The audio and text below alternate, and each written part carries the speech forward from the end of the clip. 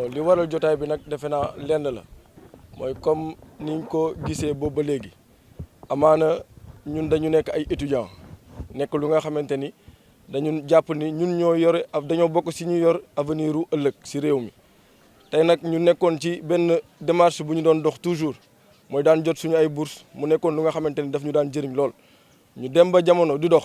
ñu am nguur gu bees gu fi nekk daanaka nag bi mu ñëwee toog ba léegi moom ay waxam ak xalaatam lépp dafa jugul ci bourse yooyu noonu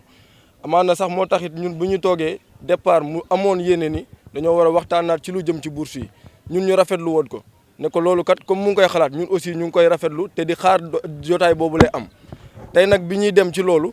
ñu jiital benn affaire mooy que ni ñun balaa ñuy dem te boobu ni ñu ko doon waaj ñu ne boobu bu ñu cay dem dinañ ci jéem a yóbbaale ay xalaatu yi nga xamante ne moom mooy jëmale ak yelleefu étudiant bi pour mu gën a jëm kanam loolu nag ñu koy xaar ci diir gu gàtt avant loolee di xew ñun ñu yëgal ñu ne que maanaam si état de paiement yi maanaam bu ñu ne état de paiement yi mooy li nga xamante ne moom la ñuy jiital toujours pour di wax étudiant bu ci nekk ana lan lañ la war a mën a fay ci weer bii di ñëw ñun nag loolu bi ñu koy jot si la ñu gis ni que ñoom ndekete en réalité li nga xamante ne ñoom ñu ngi ko doon wax ci suuf di ko nësaxal mooy comme quoi que ni étudiant bi nga xamante ne moom dafa doon jot rappel normalement dañ doon wax que ni loolu dafay nekk lu nga xamante ni dafay coûter état bi lu bëri ci xaalis ñu ngi ko doon wax nag ñun ñu ne leen loolu balaa ñu see gën a sori pour ñun dañ ci war a amal waxtaan bu gën a yaatu waxtaan boobu ñu koy xaar ñoom avant waxtaan bi ñu jiital leen mooy que ni dañoo ñëw di dagg loolu ñu naan rappel bi nag ñoom ñu ngi koy wax seen biir wax toujours boo déggee ñu naan non ñun dagguñu rappel mais nag en réalité ñun faut que ñu xam benn affaire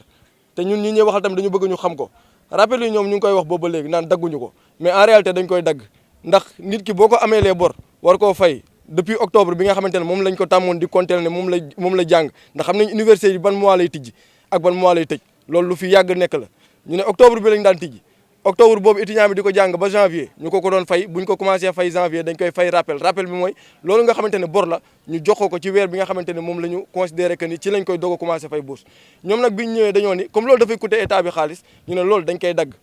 ko moo feeñ ci li nga xamante ne moom mooy état de paiement yi ñun nag bi ñu gisee loolu bi ñu demee ci atelier boobu nga xamante ne dañu doon waxtaan ci li nga xamante ne moom mooy li jëm ci année yi di ñëw ñun ñu ne balaa ñuy gën a sori ci waxtaan boobu noonu li ñu leen di ñaan mooy li nga xamante ni jël ngeen ko comme ay décision ñun ñu nekk ay représentants d'étudiants tey ay suñuy étudiants di dal suñuy kaw di ñu laaj boobu ba léegi ñun mënuñu leen a tontu balaa ñoo sori ci waxtaan boobu noonu li ñu leen di xaar mooy ngeen leeralal ñu lan moo tax ngeen amal bii dogal ñun ñu toog di leen déglu ci loolu lu yàgg ak diir mënuñu tey tontu foofu la ñuy wax que ni ñàkku ñoo respecté weesuwul loolu ndax ñu toog di leen xaar ne leen ngeen wax ñu lii pour ñu mën a tontu suñuy étudiants malheureusement le constat mooy ñoom bi ñu toogee toog ba heure bu leen neex quelques minutes après directeur des bourses boppam jël kàddu wan ñu ne en tout cas man li ngeen may laaj ni man du loolu man laa leen mën a tontu fii ma toog xam nga ñun loolu li ñu ko gisee mooy que ni kon ñàkk ñoo respecté dafa weesu loolu ndax loolu bokk na si li nga xamante ni moom mooy indi problème yu jiitu suñu étudiants di dal suñuy kaw jàpp ne comme toujours ñun ñooy wax ak ñi nga xamante ne ñooy suñu ay autorité ñoom jàpp nañ ni que bu dara amee dans les règles de l'art li nga xamante ne moom mooy yoon mooy daf ñoo war a jiital si waxtaan mais malheureusement ñun ñu toogaat fii di ko wax seen kanam ne que loolu dañ ko jël suñu ab ginnaaw amuñu ci seen benn consentement maanaam ànduñu ci benn yoon ak ñoom daf leen neex ñu jël ko dogal def ko te tamit ñu pare ne ñoom mënuñu see communiquer loolu moo gënoon yokku tey tax ñu taxaw ne dañuy wax ndax ñoom aussi booba léegi ñu ngi leen di gis ci médias yi toujours ñun li ñuy communiquer ñoom toujours li wuuteeg loolu rek la ñuy faral di wax pour jéem a gagner toujours cette masse populaire. waaw jàpp nañ ni négociation mën na am bu ñu woowaatee ndax xañ na looloo gën a yokku tax sax booba léegi boo leen ñu gisee xañ na defuñu dara ndax booba léegi le 2 la woon ak le 3 amaana ñun buñ jugee ci atelier boobu ba léegi boo leen seetloo ci leen lañ nekk mooy di communiquer maanaam di wax ak nit ñi di wax ak ñoom ci li nga xamante ne moom mooy situation bi fi nekk di leen yëgal li nga xamante ni moom la autorité yi aussi nekk di nësaxal ci suuf pour au moins nga xamante ni ñun bu ñu demee ba war a jël beneen tànk si li nga xamante ne moom lañ nekk nii ñu mën a comprendre ana lan moo waral loolu nekk si ginnaaw mais ñun comme ni ñu koy waxee depuis lu jiitu waxtaan boobu noonu ñun bu ñu bokkoon si ñu ko doon sàkku ndax comme li ñuy wax xañ na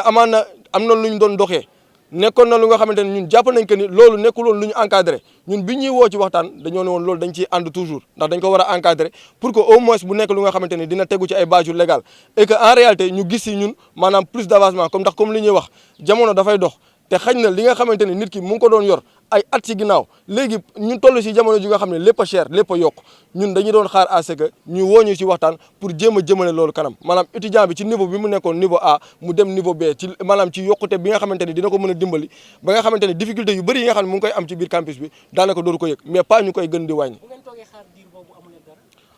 bu ñu toogee diir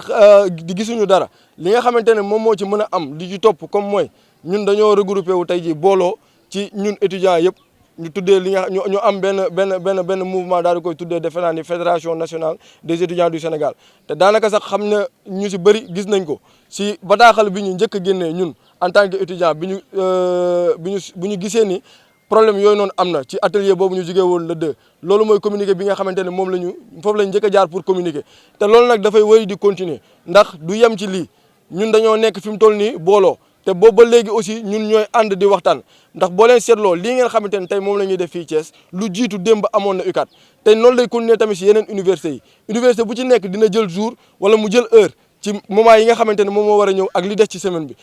ñun liñ ci jàpp mooy que ni on va toujours communiquer ndax loolu mooy li nga xamante ne xaj na mënul ñàkk pour ñu jàllale information si ñoom ñu xam ni ñun fi mu toll nii li ñu bëgg mooy na lépp leer ñoom comme li ñu doon woo ñoom depuis toujours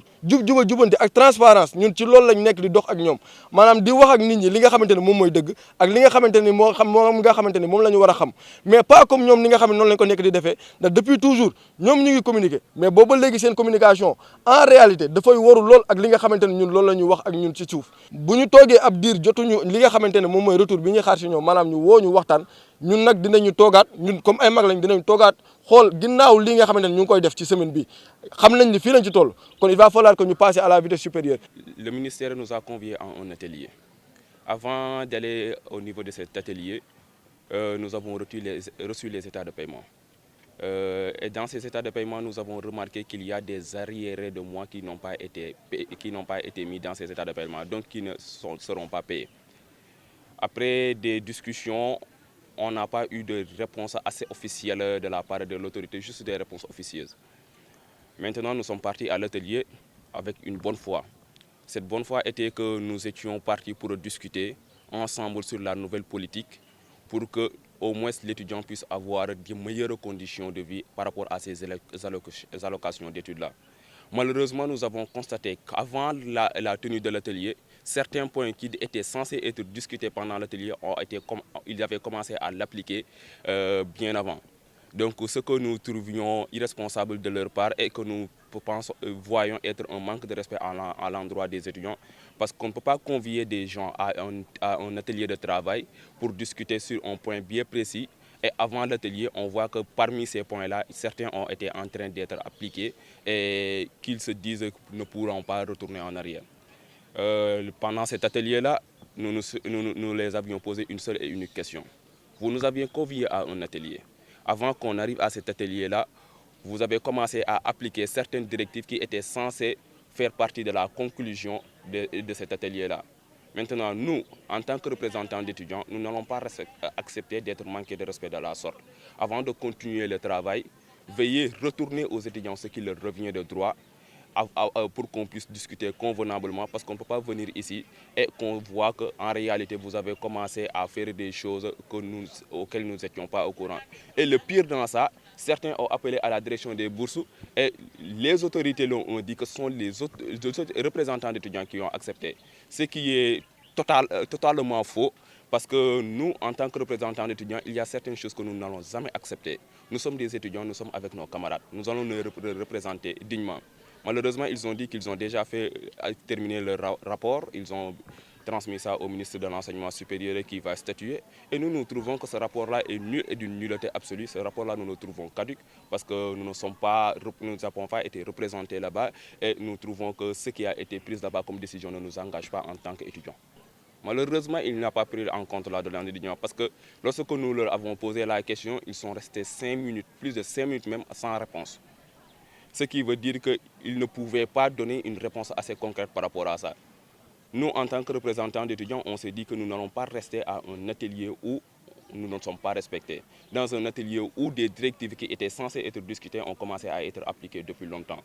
Nous sommes toujours ouverts au dialogue, nous ne sommes pas fermés au dialogue, mais on va faire un dialogue dans lequel nous sommes respectés. Si l'autorité décide de remettre ces directives-là, qui étaient censées être discutées à leur place, et remettre aux étudiants ce qui leur revient de droit, nous serons prêts à revenir sur la table, discuter avec eux pour trouver des consensus forts qui vont aller dans le sens de consolidation des acquis des étudiants et de renforcement des avantages, parce que l'étudiant ne perd pas d'acquis. Au contraire, dans une réforme, il n'a qu'une seule position à tenir, renforcer ses avantages, parce que les conditions sont difficiles à l'université. Dans notre communiqué, nous n'avons pas dit que le ministre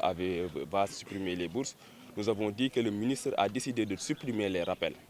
Parce qu'il y a un contexte qui est là, c'était les arriérés des mois d'octobre, novembre et décembre qu'il a décidé de supprimer. Malheureusement, il est en train de faire une désinformation à travers les médias, comme quoi qu'il nous avait donné des propositions au niveau de l'atelier, chose qui est totalement faux. Parce que la seule proposition qu'il nous avait donnée, c'est de partir dans les groupes de travail et discuter. Nous, en tant que représentants d'étudiants, nous savons que si nous étions partis dans ces groupes de travail-là, il n'y aurait pas des choses qui étaient déjà appliquées, comme ça la suppression de ces rappels d'octobre, novembre et décembre qui étaient déjà supprimés, n'allait pas être discutée là-bas. Donc il allait discuter des nouvelles politiques. Et nous, ce qui nous intéressait le plus, c'est de parler d'abord de ce qui a été supprimé, de l'existant d'abord, avant d'aller vers des réformes ou des nouvelles politiques. En ce moment-là, lorsque nous sommes sortis de l'atelier, nous sommes réunis en une fédération qui représente l'ensemble des étudiants du Sénégal, qu'on appelle la Fédération nationale des étudiants du Sénégal. Nous sommes en observation parce que nous leur avons dit que nous ne sommes pas fermés au dialogue, nous sommes en observation. Ils sont en train de faire de la désinformation, nous sommes en train de rétablir la vérité et nous sommes en train d'observer. Nous allons passer à travers les médias, nous allons rétablir la vérité et nous allons voir ce qu'ils vont faire. S'ils décident de nous rappeler pour qu'on puisse discuter convenablement d'une réforme constructive et non d'une réforme répressive, nous allons y aller. Mais s'ils décident de rester dans le mutisme,